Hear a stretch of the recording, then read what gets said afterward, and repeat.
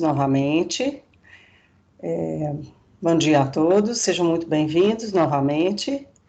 Nós vamos hoje abordar a aula proposta de avaliação cognitiva e funcional do idoso, dando continuidade às nossas atividades da disciplina de saúde do idoso. Eu vou passar agora a compartilhar com vocês a tela, tá?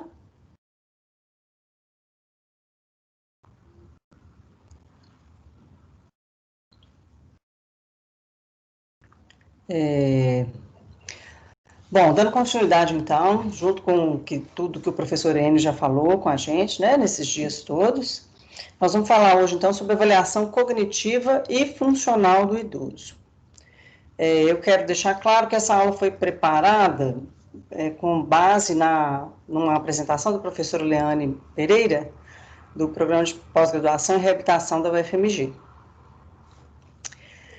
Vamos discutir, então, alguns conceitos que são muito importantes, tá? Quando a gente trata da saúde do idoso. O primeiro deles é o que é a funcionalidade. Então, a gente vai chamar a funcionalidade da capacidade do indivíduo manter as suas habilidades físicas e mentais, que são necessárias para uma vida autônoma e independente.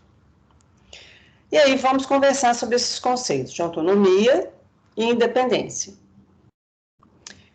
Então, um bom exemplo é o Stephen Hawking, que foi um físico teórico, todo mundo conhece, ele faleceu, né, em 2018, e ele teve uma doença, uma esclerose lateral, e foi perdendo aos poucos as funções motoras, não é verdade? Apesar disso, ele se manteve intelectualmente ativo, né, e foi uma das mentes mais brilhantes do nosso século, do século passado e desse século agora, né? E um outro exemplo é o professor Renato Maia, que também teve uma alteração muito importante do ponto de vista motor, mas que também não teve perda das suas funções mentais cognitivas. Então, o Dr. Hawking e o Dr. Renato Maia, eles têm autonomia, mas ficaram completamente dependentes. Já o boxeador Maguila, né, ele teve um quadro de encefalopatia traumática crônica muito comum, né, por causa das lesões que foram sofridas ao longo do tempo dele como lutador de boxe, e ele manteve, então, as atividades dele com dependência, né, de se locomover, de fazer escolhas, de ir ao banheiro, mas ele perdeu a autonomia, Então, nós vamos entender a autonomia como a capacidade do indivíduo manter a decisão e o comando sobre as próprias ações. E a independência como a sua capacidade de realizar algo com seus próprios meios, executar as funções relativas à vida diária, ir ao banheiro, tomar um banho, vestir uma roupa. Então, essas coisas é que a gente vai considerar mais relacionadas à independência. Então, o que é considerado a saúde, né? A funcionalidade global do indivíduo é a capacidade dele funcionar sozinho, gerir a própria vida, cuidar de si mesmo. A autonomia envolve a tomada de decisão, né? A capacidade dele tomar uma decisão e ter o comando sobre as próprias ações. Ele vai definir e seguir as próprias regras. Dentro da autonomia, a gente tem a cognição, que é a capacidade mental de compreender e resolver os problemas, e o humor, que é a motivação necessária para realizar as atividades que ele se propõe fazer. E a independência, então, como a gente já falou, tem relação com a execução, é a capacidade de realizar alguma coisa com os próprios meios. Então, ela envolve a mobilidade, que é a capacidade de deslocamento. Então, a competência de marcha, postura, o alcance, a apreensão, a manutenção da capacidade de pinça, a capacidade aeróbica, que vai dar a ele autonomia, autonomia de movimento, né? E a questão da continência esficteriana, né? Então, ele vai ao banheiro normalmente, ele consegue ir ao banheiro normalmente, não precisa usar fralda, isso tudo tem a ver com a independência. E, principalmente, a capacidade, a competência da comunicação, tá? A gente vai falar um pouco sobre isso ao longo das nossas aulas também. Então, a avaliação da funcionalidade ela é um marco teórico, né? Foi aprovada pela OMS em 2001 E existe uma classificação dessa funcionalidade, dessa incapacidade em saúde, que já é aprovada e é complementar ao CID, perdão. O CIF, né, que é essa avaliação internacional, é complementar ao CID. Então, dentro de um modelo biopsicossocial, a condição de saúde, ela está relacionada com a estrutura e a função do corpo, a atividade que o indivíduo é capaz de realizar, a sua capacidade de participar das atividades na sociedade, e vai envolver, então, fatores pessoais e fatores ambientais. Os domínios da saúde, então, eles interagem e têm a mesma importância na descrição do processo de incapacidade ou de funcionalidade. Então, uma mesma doença, ela não necessariamente vai causar o mesmo impacto em diferentes indivíduos. Né? Então, a gente tem um indivíduo diabético que sofre muito com as consequências dessa doença e tem outro que consegue caminhar com mais qualidade de vida. Por quê? Porque tem os fatores pessoais e os fatores ambientais envolvidos. E por que nós, na odontologia, precisamos avaliar essa questão da funcionalidade física quando a gente atende os nossos pacientes idosos? Então, a primeira questão é a possibilidade de rastreio de doenças, incapacidades e disfunções, principalmente no momento mais inicial, no momento mais precoce. Né? É possível também a gente fazer o acompanhamento das propostas terapêuticas, abordar do ponto de vista preventivo, se a gente trabalha numa equipe multidisciplinar. Infelizmente, esse é um exercício que a gente precisa começar a exercer. Trabalhar junto com a fonoaudiologia, a fisioterapia, terapia ocupacional, a própria medicina. A gente acaba ficando muito vinculado ao médico, manda um relatório, recebe um relatório e esquece que esse paciente, normalmente, ele tem todo um aparato ao qual ele pode recorrer justamente para ter mais qualidade de vida, principalmente dentro do serviço público, né? Com a estratégia da saúde da família, é possível que nós tenhamos mais recursos e mais profissionais que possam estar envolvidos na busca da melhor qualidade de vida para esse paciente idoso. Então, a gente vai entender que o declínio funcional é a principal manifestação de vulnerabilidade. Então, ele torna o foco da intervenção geriátrica e gerontológica. Por quê? Esse paciente vulnerável, ele começa a perder a capacidade de gerir a vida sozinho e fica à mercê das pessoas com quem ele convive. Então, se é um paciente que está dentro de casa, tem uma família que o acolhe, isso tem um significado. Mas se é um paciente que está abandonado, que está asilado, que está dentro de uma instituição ou hospitalizado, isso pode mudar muito a qualidade de vida dessa pessoa num futuro próximo, né? E o que a gente tem é que a gente vai ter, com pouco tempo, velhos de rua, e não mais meninos de rua, porque muitos desses idosos vão ser desassistidos pelas próprias famílias, infelizmente. E dentro de um conceito de incapacidade funcional, que vai ser diferente da fragilidade, né? A incapacidade, a impossibilidade de funcionar sem ajuda. Então, o paciente tem limitações físicas ou cognitivas. Ele tem uma doença incapacitante, ou um estado afetivo de vivência negativa, uma inadequação de ajuda física ou psicológica, ambiental, alguma prática terapêutica que não está adequada e não é percebida, a falta de atividade física e uma deterioração geral do seu estado funcional.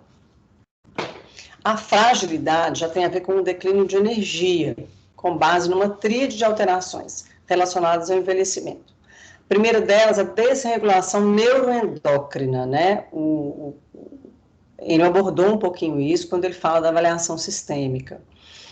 A segunda é a disfunção imunológica, que com o passar dos anos a gente começa a perder a nossa competência de reagir imunologicamente da mesma forma. E a sarcopenia, que é a dificuldade do paciente manter níveis nutricionais aceitáveis. E isso está particularmente relacionado com a odontologia, porque muitas vezes o paciente não está bem nutrido, porque ele não consegue se alimentar bem por causa da condição dos dentes ou da prótese. A gente vai conversar sobre isso mais para frente também.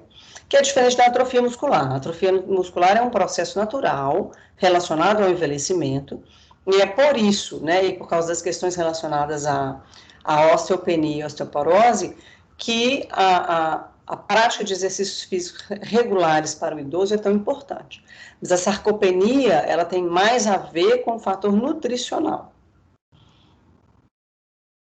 O fenótipo de fragilidade, então, tem a ver com a perda de peso não intencional, a perda da força muscular na mão dominante, relato de exaustão, né, quando o paciente é requerido, baixo nível de atividade física, consumo calórico, né, em relação àquilo que ele gasta durante a semana, e a diminuição da velocidade de marcha, que é uma coisa muito comum da gente ver nos nossos pacientes idosos, que é aquela pessoa que começa a andar muito devagar.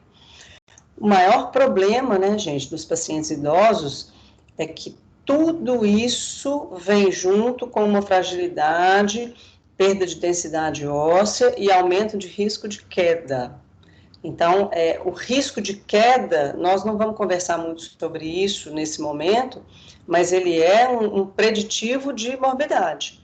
Porque esse paciente que já perdeu peso, que já está nutricionalmente comprometido, que já tem dificuldade de locomover, cai e é acamado, porque às vezes fratura a bacia, fratura um fêmur, a chance desse paciente recuperar, dadas todas essas coisas que a gente conversou, é muito pequena. Então, todas as vezes que um paciente entra num declínio funcional tão grande que aumenta o risco de queda, a gente começa a ter um aumento de risco de morbidade.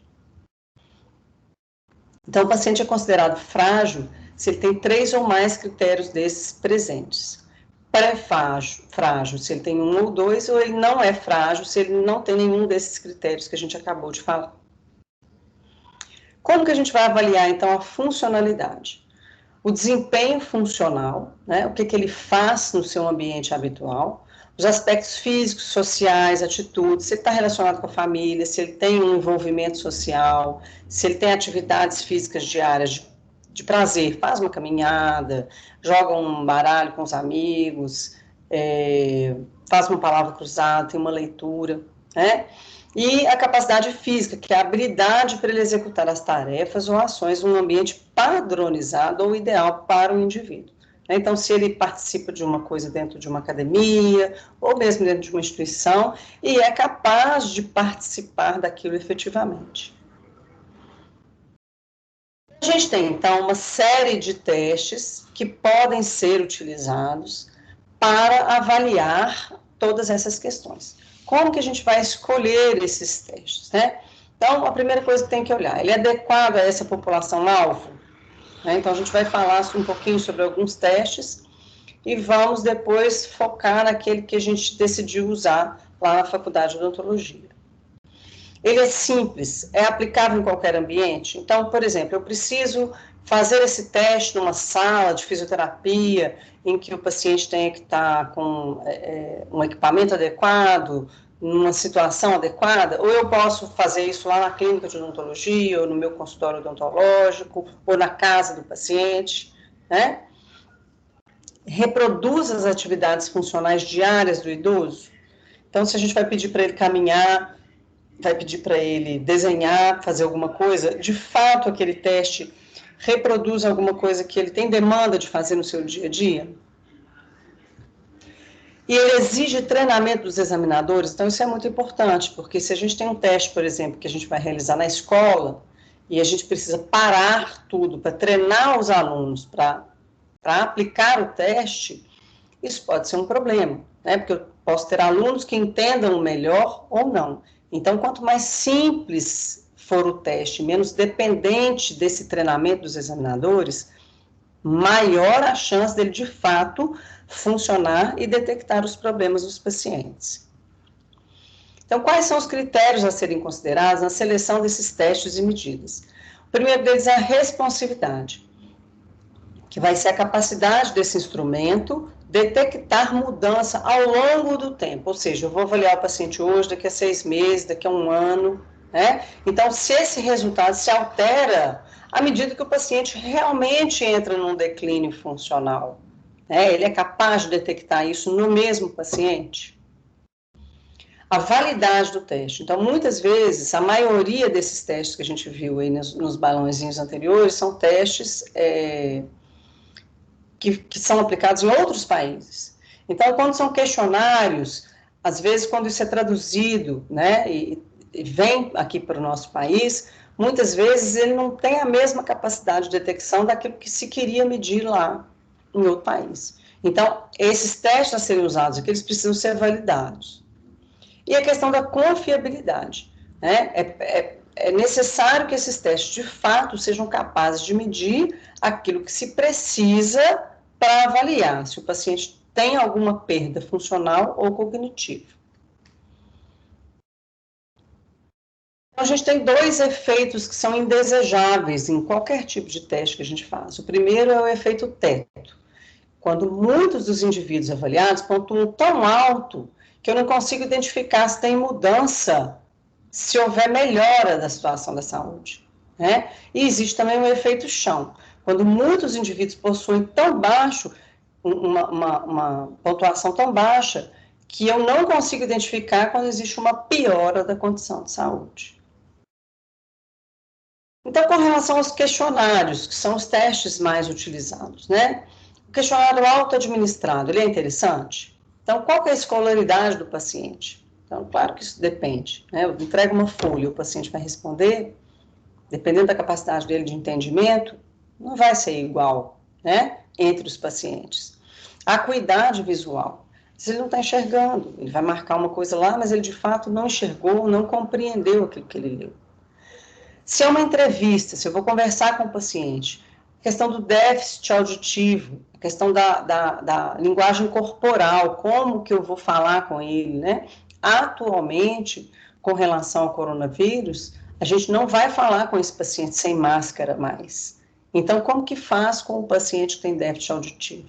Então, nos idosos, a gente corre o risco de superestimar ou subestimar as respostas, na medida que a gente estimula esse idoso a falar alguma coisa.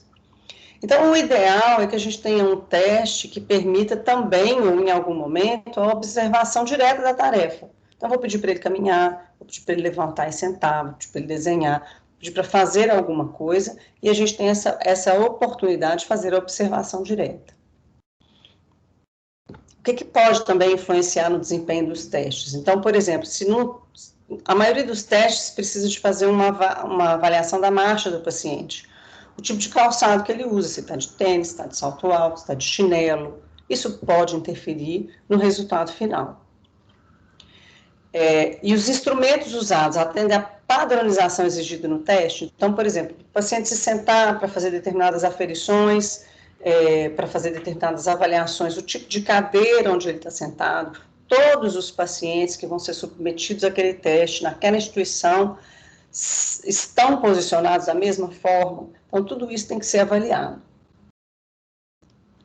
O que pode influenciar, então, o desempenho dos testes funcionais?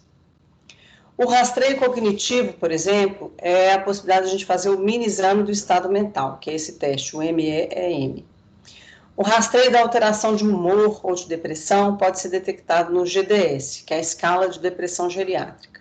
Todos dois são adaptados, né? Testes que foram idealizados em outros países e foram adaptados e validados no Brasil. A questão do uso de medicamentos, né? Será que a polifarmácia vai interferir nesse resultado final dos pacientes? E a questão da dor crônica, que muitas vezes o paciente tem um problema, tem uma artrose, tem uma história de fratura, um problema de hérnia, e convive com aquilo há muito tempo, e não consegue mais dimensionar o impacto daquela dor crônica na sua qualidade de vida. Então, vamos pensar na avaliação da funcionalidade do ponto de vista dos principais testes que a gente tem. A primeira coisa, a gente vai identificar se esse paciente tem alguma doença de base, se ele tem doenças pregressas, identificar se ele consegue ou não consegue executar tarefas que são importantes para nós. Então, a questão da pinça, a questão do entendimento, eu posso prescrever para esse paciente, ele vai entender ele vai ter que tomar uma medicação de tantas e tantas horas, ele vai conseguir escovar os dentes da maneira adequada, ele vai ter habilidade motora para usar o fio dental sozinho, para higienizar próteses fixas.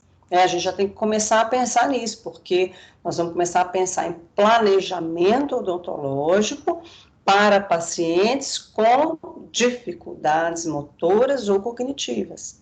Então, eu vou falar com o paciente, você tem que fazer isso, ele vai falar, aham, mas será que ele vai fazer?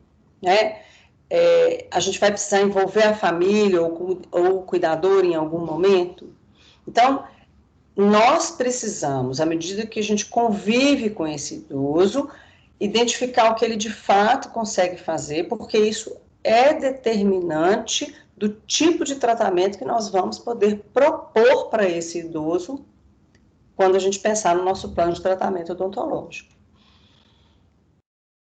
Então, a gente tem um processo de senescência, que é o processo do envelhecimento natural, que nós esperamos ter todos a oportunidade de passar por ele, Envelhecer faz parte do processo, envelhecimento celular, envelhecimento do nosso organismo, o cabelo vai ficando branco, a pele já não é mais a mesma, e isso vai acontecer com todo mundo que avançar aí até uma idade acima de 70, 80 anos. A senilidade, ela já vem acompanhada de perdas funcionais ou cognitivas importantes. Aí é aquele momento em que o idoso já começa realmente a não ter mais isso que a gente acabou de falar, autonomia e ou independência. Então, na caderneta do idoso de 2006 havia essa proposta, a caderneta atual eu vou disponibilizar para vocês, ela já não tem isso tão definido, tão fechadinho, por isso eu mantive essa de 2006, a gente tem essa de 2019. Então, na nutrição, tem algumas avaliações breves que foram propostas. No caso da nutrição, o paciente perdeu mais de 4 quilos no último ano sem uma razão específica, porque se ele relata, eu estou de dieta, eu sou diabético, eu sou hipertenso, eu tenho colesterol alto, então é claro que esse paciente, tendo um acompanhamento nutricional, muitas vezes é desejável que ele perca algum peso, tá? Então é importantíssimo a gente saber se houve essa perda não intencional, E aí a gente precisa medir a altura desse paciente e o peso. Outra coisa importante, a gente não pode confiar no relato da altura do paciente. Eu mesma, sempre tive uma altura e quando eu fiquei grávida agora do Pedro e fui ao nutricionista, ele me mediu, eu já estava 1 centímetro menor. Me deu uma certa tristeza, mas é isso mesmo. Então, às vezes o paciente fala, eu tenho 1,70 m, mas quando você vai medir, eu tenho 1,68 m, 1,66 m. Por quê? Porque existe esse encurtamento de vértebras, existe do espaço intervertebral, na verdade, e um certo arqueamento do nosso corpo ao longo do tempo e uma tendência da gente diminuir a estatura. E isso tem impacto no índice de massa corporal. Perguntar do ponto de vista da visão, o senhor tem dificuldade de dirigir ou de ver televisão devido aos problemas visuais, ou às vezes de caminhar na calçada sozinho, de enxergar os obstáculos da calçada?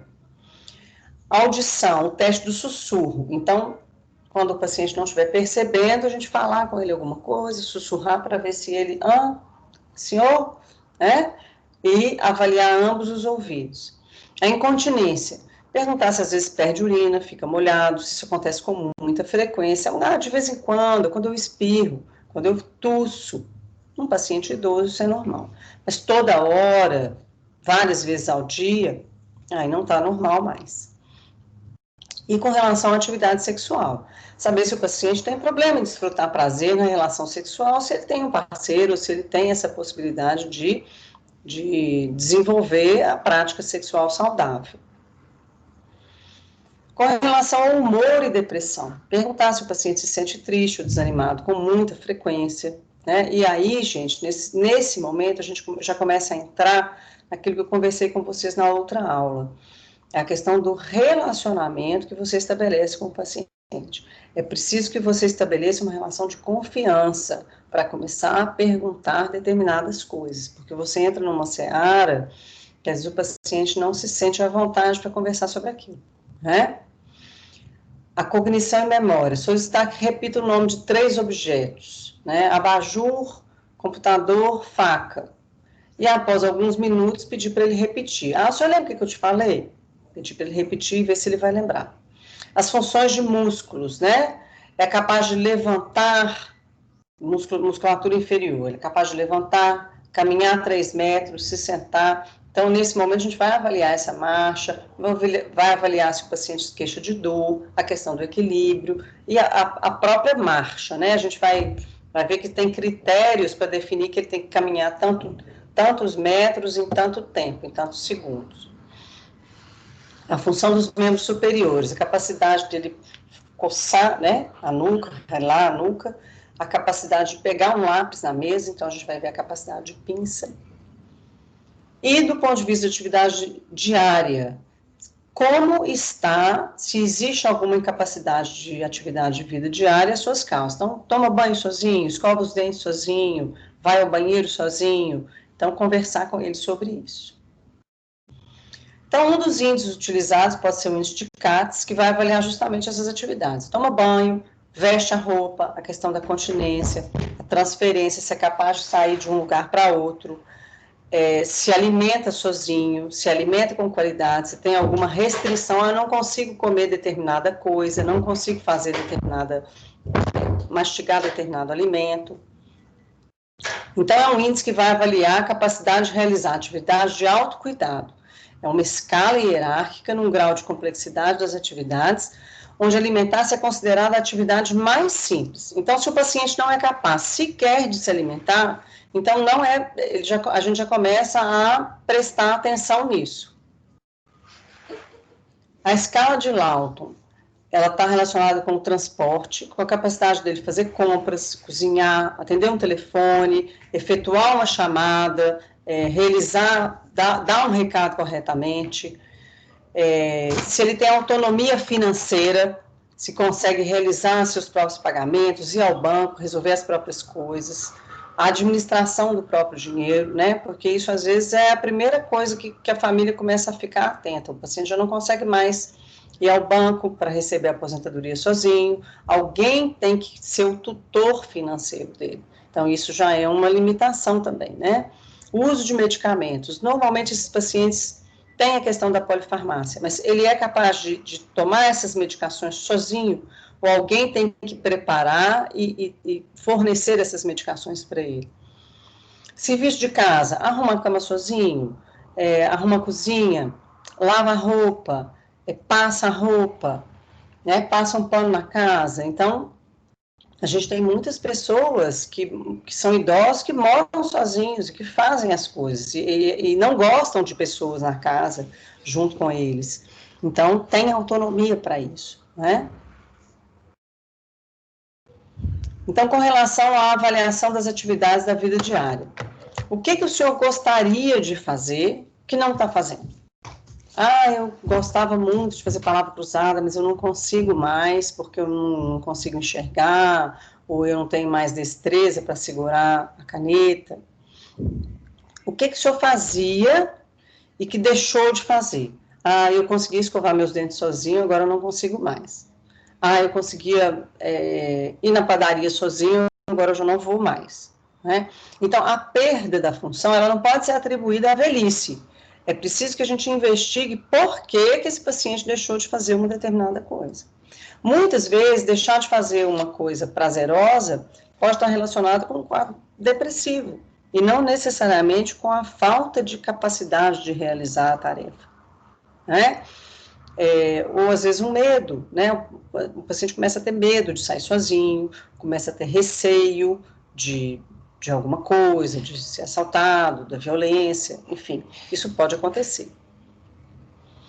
Então, a questão da cognição, ela está relacionada diretamente à memória, à função executiva, linguagem, à visão espacial, a função da visão espacial, agnosia e praxia. Então, a gente tem a atribuição de valores para cada uma dessas capacidades, né? Se elas estão preservadas ou não, e o que a pessoa consegue fazer se ela perdeu algumas dessas funções. Então, por exemplo, ainda que o paciente tenha pouca capacidade de visão espacial, ele é capaz de controlar a sua medicação se ele tiver a memória preservada, né? Mas, às vezes, ele tem uma perda de uma função executiva que vai comprometer outras habilidades dele. Então, a gnosia, ela vai ser a capacidade do paciente perceber e identificar as informações que chegam às suas áreas sensoriais, visual, tátil e auditiva. E a praxia tem relação com a capacidade de executar o movimento planejado de maneira voluntária. Então, eu vou pegar uma determinada coisa, eu vou levantar, vou até a cozinha para tomar um copo d'água, né? Eu vou fazer um jogo de baralho, vou fazer alguma coisa, então eu consigo planejar uma ação e executá-la. Com relação à fala, eu posso ter pequenas alterações da fala ou a completa perda da capacidade de falar. Então, o envelhecimento tem uma relação direta com a memória, né? Então, é muito comum a gente ter essa dificuldade da memória contextual ou a dificuldade do processamento simultâneo, né? Então, a pessoa ouve, mas não consegue entender aquilo imediatamente, precisa de um tempo para assimilar a informação. Diminui essa velocidade do processamento da informação e as deficiências sensoriais, principalmente a visão e a audição. A questão da perda da audição está muito envolvida também com quadros depressivos do idoso. Mas ele não ouve bem, e ele pergunta, o quê? As pessoas não têm paciência? Ih, mãe, já falei, não sei o quê. Ele começa a se sentir invasivo, ele começa a sentir que ele está incomodando a cada vez que ele pergunta de novo, ele passa a não ouvir, não participar e começa a se retrair. Começa a se retrair e participar cada vez menos da relação social. Então, a perda da audição é muito relacionada com o aumento da depressão do idoso. Por causa disso, ela é um fator de isolamento social quando a família não trabalha para perceber isso. Tá? Eu costumo brincar que a minha sogra, ela usa aparelho auditivo e ela é muito interessante, porque ela está sentada na mesa com toda a família, todo mundo conversando. Aí, de repente, a gente olha para ela, ela faz assim, e tira os aparelhos. Então, aquilo que está acontecendo ali, um desrespeito a ela quer ficar ali, ela quer participar, ela não levanta e vai para o quarto, mas ela não quer participar daquilo, então ela tira o aparelho. E quando alguém quer conversar com ela, chama, ela percebe, coloca o aparelho de volta e presta atenção no que a pessoa fala. Então, cada um trabalha isso, né? Pode ser um bem ou um mal. Então, ainda com relação à avaliação cognitiva, existe ainda a escala de Blessed. Então, algumas perguntas que são feitas para o paciente. Em que ano que a gente está? E tem alguns scores, né?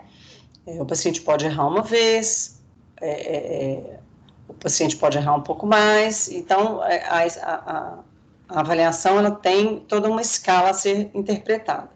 Então, em que ano que a gente está? Que mês? Aí, passa para ele uma informação. José da Silva, Rua Pernambuco, 300, Londrina. Que horas são? O senhor tem ideia, assim, sem olhar no relógio, para ver se ele tem essa ideia de quanto tempo ele gastou de casa até chegar aqui? Conte de 1 a 20 de trás para frente. Diga os meses do ano de trás para frente. Repita o nome, o endereço, que eu pedi que fosse guardado minutos atrás. Então, José da Silva, ou Pernambuco, 300, Londrina. E aí, acima de 10 pontos, ele já tem um risco de alteração cognitiva. O mini exame do estado mental tem relação, então, ele vai avaliar a orientação temporal também, o ano, o mês, o dia da semana, a hora aproximada, a orientação espacial, estado, onde que a gente mora, qual a sua cidade, a sua rua, o seu endereço, a sua casa, um lugar específico, a memória imediata, então o carro que veio, cor que é aquele vaso que está lá na porta, né? O que é um vaso, o que é um tijolo, a atenção e o cálculo, fazer pequenas contas, pequenas somas, soletrar uma palavra ao contrário. A memória de evocação, quais que foram os 3 objetos que a gente falou anteriormente? Tu falou carro, vaso, tijolo. A nomeação, mostrar um relógio e uma caneta. O que é isso? O que é isso? Repetir, nem aqui, nem ali, nem lá. A praxia execução, acompanhar a folha de papel com a mão direita, tocar no meio, colocar no chão. Então, a capacidade de realizar algumas pequenas tarefas. Se é capaz de escrever uma frase completa, e aí tem a ver também com a escolaridade do idoso, claro. Copiar um diagrama, né? E existe ainda uma bateria breve de rastreio cognitivo, que é a identificação e nomeação de 10 figuras, o desenho do relógio, que é muito interessante, e a fluência verbal em relação a animais. Então, pedir para o paciente identificar quais são essas figuras. Ele vai falar o nome de cada um, se ele reconhecer.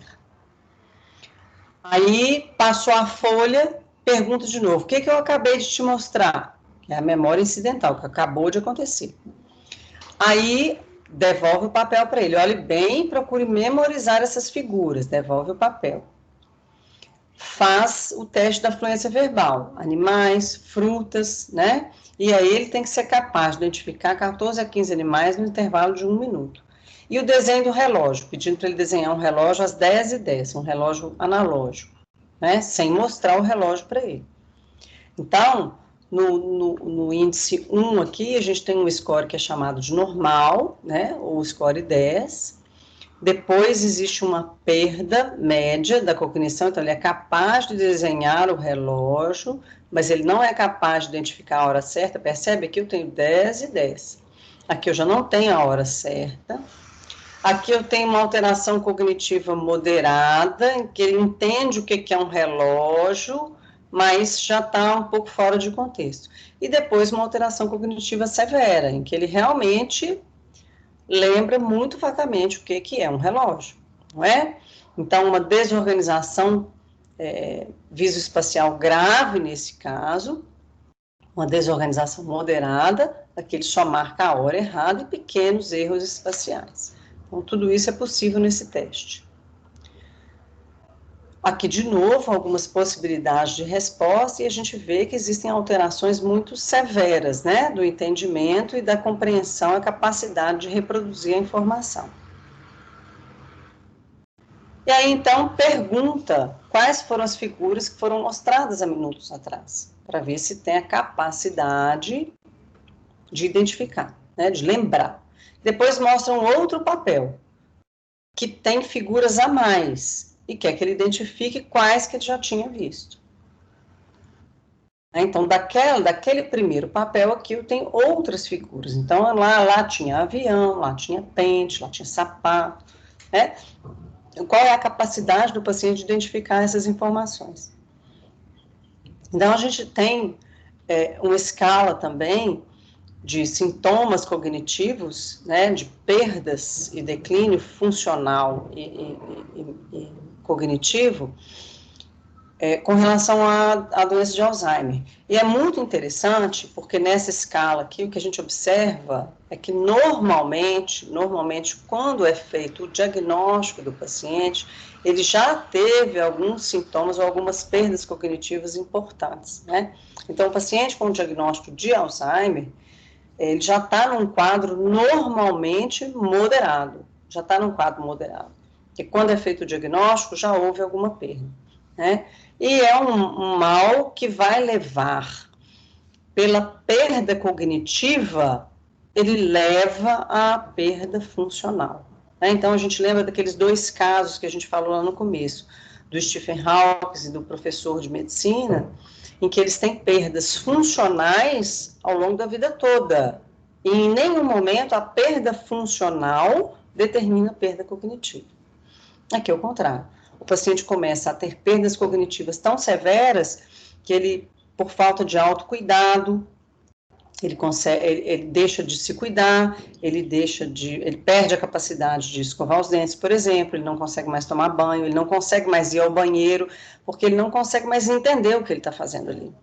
Né? Então, a perda cognitiva leva a uma perda funcional, no início leve, depois grave, e depois alteração de distúrbios comportamentais. Né? Então, é uma doença que realmente tem uma progressão que ainda não está bem entendida, a gente tem poucos recursos para poder lidar com ela, e acontece justamente isso. Pela perda cognitiva, existem as perdas funcionais.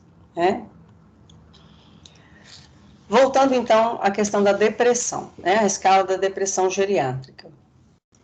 A gente também pode perguntar para o paciente se ele está satisfeito com a vida dele, se ele interrompeu muitas das atividades que ele realizava, se ele sente que a vida está muito vazia, se aborrece com muita frequência, se está de bem com a vida a maior parte do tempo, se tem medo que alguma coisa ruim possa acontecer com ele, se ele se sente alegre a maior parte do tempo, com que frequência que ele se sente desamparado, se ele prefere ficar em casa ao invés de sair e fazer coisas novas. E aí agora a gente tem um problema sério com essa questão da pandemia, né, que eles têm sido obrigados a ficar em casa, e isso tem gerado um grau de depressão muito grande nos idosos. Você sente que está tendo mais problemas de memória, né, frequentemente. Você sente que é maravilhoso estar vivo agora, você pensa que não vale a pena viver como você está vivendo agora, se sente cheio de energia, tem alguma situação para a qual não tem solução, pensa que muita gente é melhor do que você, isso também acontece, começa a comparar, né? E a escala de depressão vai anotar o número das respostas que estão em negrito. E vai existir uma escala para fazer essa interpretação. O teste do sussurro também pode ser feito do ponto de vista da capacidade de comunicação, né? O teste do sussurro, motricidade oral e voz, a gente consegue compreender o que ele está dizendo, e muitas vezes essa questão da motricidade oral e da fala do paciente idoso podem estar comprometidos por uma prótese inadequada ou pela ausência de dentes, e aí entra a nossa parte mais uma vez. A visão, né, se conhece uma face a uma distância de mais ou menos 4 metros, e o teste de Snellen a 5 metros, a gente vai falar sobre isso também. Então, são considerados indicadores de saúde física e mental, né? A incapacidade funcional, e aqui o que é interessante? Pacientes, numa comparação de pacientes sem incontinência e pacientes com incontinência urinária. E o que se percebeu, tá? Que a continência urinária é um fator indicador de saúde física e mental. Por quê? Pacientes com incontinência urinária têm mais incapacidade funcional, têm mais depressão, têm um déficit cognitivo ligeiramente maior, uma autopercepção péssima ou ruim, num nível mais elevado, muito mais incapacidade funcional de novo aqui, né? Que aqui é para mulheres e aqui para homens. E veja como que para os homens alguns critérios são mais severos, né? O déficit cognitivo é muito maior, né? E a questão da perda da capacidade funcional, tá? Então, a questão da incontinência urinária, ela está muito relacionada com a perda já, muitas vezes cognitiva e funcional também. Então, gente, na realidade, esse é o nosso ciclo, né? Esse é o nosso ciclo. A gente vai nascer, vai crescer. Aqui, ó, Pedrinho tá aqui, ó. Pedro tá aqui. Maria Clara tá aqui.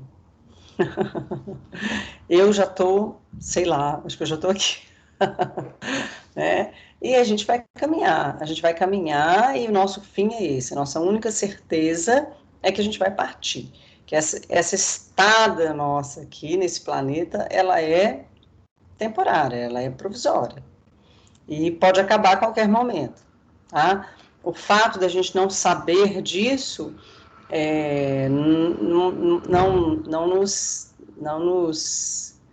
não nos protege, né? Não, vou fingir que isso não existe, não quero conversar sobre isso, então não é bom, né? E isso foi o que ficou muito claro naquele vídeo que o professor Enio disponibilizou na primeira aula, que é o fato das pessoas, em qualquer momento da vida, naquele momento, pessoas idosas, mas pensar, né, que a gente tem um limite, que a gente tem uma finitude, e entender que esse processo aqui, ó, esse processo do meio para lá, né, em que a gente começa a entrar num processo de perdas funcionais importantes que podem acontecer, não quer dizer que elas vão acontecer para todo mundo, mas é preciso que a gente busque qualidade de vida nesse momento para tentar colher um pouco mais de qualidade de vida aqui, né? Do ponto de vista de alimentação, de atividade física, de convívio social, de convívio com a família, porque tudo isso é o que vai dar sustentação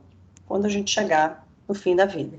E aí, muitas vezes, os pacientes que a gente vai atender, é preciso que a gente não faça esse julgamento, porque não é uma questão de juízo de valor, né? E às vezes a pessoa chega lá e não tem uma família que assista, né? Não tem uma condição financeira que dê a ela a capacidade de ter a velhice que ela gostaria de ter, ou que mereceria ter. Então, o nosso papel, principalmente dentro da universidade, é acolher esse idoso, tentar olhar esse idoso da maneira mais global possível, né, mais integrada possível do ponto de vista de todos os sistemas, inclusive mental, espiritual também, e tentar dar para ele o melhor suporte que a gente puder. Todas essas informações que a gente está tendo, nós precisamos levar em conta quando nós formos fazer os nossos planos de tratamento odontológico para essa população. Eu não posso pensar só numa condição odontológica ideal, relacionada só com a presença ou ausência de dentes, presença ou ausência de osso, se o paciente tem recurso financeiro, se não tem recurso financeiro. São muitas outras questões que precisam ser levadas em conta, né? Então, eu vou deixar para vocês uma atividade para ser executada, eu vou explicar tudo direitinho lá, mas como eu falei, eu estava aguardando a aula que os meninos do 7º período teriam, para não fazer uma abordagem muito semelhante, porque tem alguns de vocês que também fazem essa disciplina, né? E foi proposta uma atividade lá que eu achei muito interessante, os meninos participaram, e teve um grupo, eu vou identificar isso para vocês, teve um grupo que criou um Instagram, a partir dessa proposta de atividade da Evandro. Então, a atividade de vocês essa semana vai ser entrar nesse Instagram, desse grupo do 7º período, e pensar em como vocês poderiam contribuir com uma página desse Instagram. Não, se eu pudesse, eu acrescentaria isso, né? Com base nisso que a gente conversou ao longo da aula, do material que eu vou disponibilizar e, eventualmente, alguma coisa que vocês tiverem interesse de buscar na internet, ou ainda, com as experiências de vocês. Ou uma experiência de atendimento de algum paciente na escola, né? Ou alguma experiência na família, né? Avô, a avó, o tio, às vezes até a mãe ou o pai, que já tem um processo mais avançado de perda cognitiva ou funcional e que vocês acham que possam fazer um relato ou uma abordagem, né? Eu queria que vocês fizessem uma coisa que pudesse ser apresentada lá, se vocês tiverem interesse de apresentar isso para o grupo, vocês podem ficar à vontade, mas que vocês trouxessem para nós esse post, que pode ser um bannerzinho, pode ser um vídeo, né? Pode ser uma coisa mais simples. Eu vou propor que vocês façam isso em grupo, tá? Um grupo de 5 alunos, que vocês conversem. Vou dar um prazo um pouquinho maior para vocês entregarem isso e vou pedir para vocês elaborarem essa atividade pensando nessa colaboração interativa, né? Num momento como esse de hoje, em que a gente tem os nossos idosos que podem estar em casa, que podem estar afastados, a nossa avó que a gente não vê, a nossa tia que a gente não vê porque não pode visitar nesse momento de pandemia. E aí, o que a gente pode procurar saber? Como que essas pessoas estarão, né? Porque o impacto da pandemia sobre nós já foi muito grande. Sobre as crianças está sendo enorme, mas sobre os idosos, Um idoso que ficou aí 6 meses sem contato com a realidade social dele, quando ele sair, qual vai ser o nível de modificação dele? Não é? Então, eu gostaria de propor a vocês essa tarefa. Eu vou postar tudo lá no Moodle e eu espero que vocês gostem, né, do trabalho que os meninos fizeram e sintam que podem colaborar com alguma coisa, tá? Deixo claro, vocês vão fazer o trabalho para a nossa disciplina. Se vocês quiserem de verdade colaborar com eles, aí eu passo para eles, não tem problema nenhum, tá bom? Um abraço a todos, então, fiquem com Deus e até a terça-feira na nossa aula presencial.